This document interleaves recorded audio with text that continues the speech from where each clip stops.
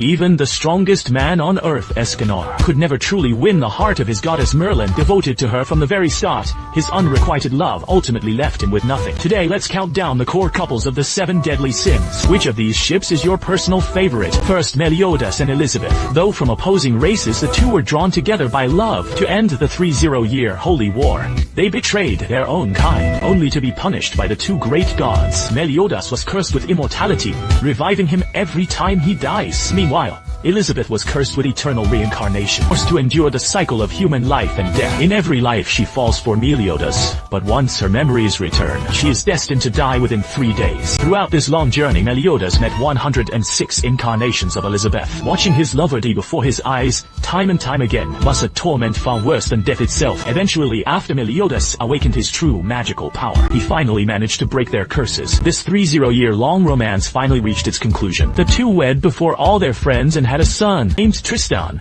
finally finding the happiness they deserved. Second, Ban and Elaine. Elaine was the saint of the Fairy King's forest. She met Ban, who came to steal the holy water.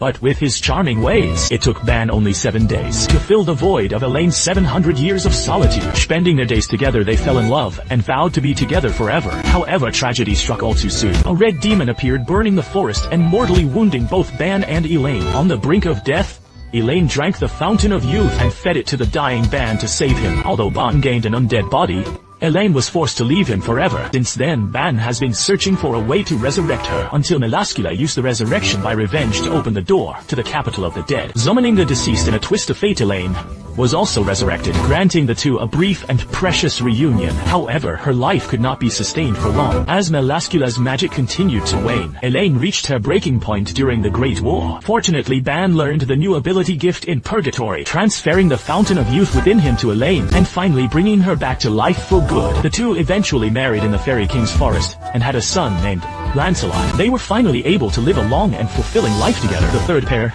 King and Diana. Searching for his best friend, King was ambushed by human traders and fell off a cliff. Having lost his memory, he was rescued by Diana, and they lived together for 500 years. As time passed, they developed deep feelings for one another. Diana even made a promise with King, asking him to always love her. However, as King's memory returned, and he faced Hellbrand's indiscriminate killings, he chose to atone for his sins to the kingdom, and erase Diana's memory. Yet, throughout this time, he never stopped loving her, keeping his emotions hidden while silently guarding her from the shadows. Later, after undergoing the trials of the Giant King, Diana completely regained her lost memories. The two finally opened their hearts to each other, and became a couple. After the 7 deadly sins defeated the Demon King, the 30-year holy war ended. They were wed in a grand ceremony before everyone, though their vast difference in size makes me wonder how they would conceive a child. Fourth pair, Zeldris and Gelda. As the second son of the Demon King, Zeldris managed the demon realm on his father's behalf. With his unwavering sense of duty, he is known as the executioner of the demon realm. The reason he strives so hard is his singular desire to protect his lover Gelda. As the vampire clan were mere subordinates to the demons, Gelda's status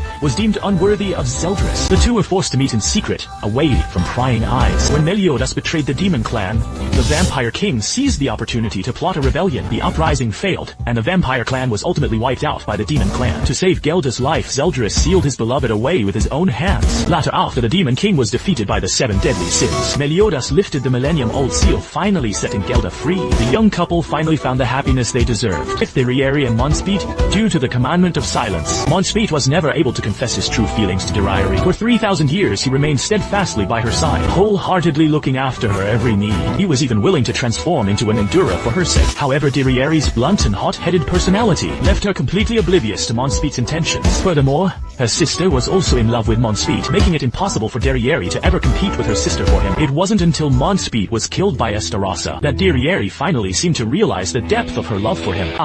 As Maya destroyed Derieri's final heart, her memories drifted back 3,000 years back then. Monspeet had suggested they live in seclusion just like Meliodas, and be together forever, but at that time Derieri had decisively refused.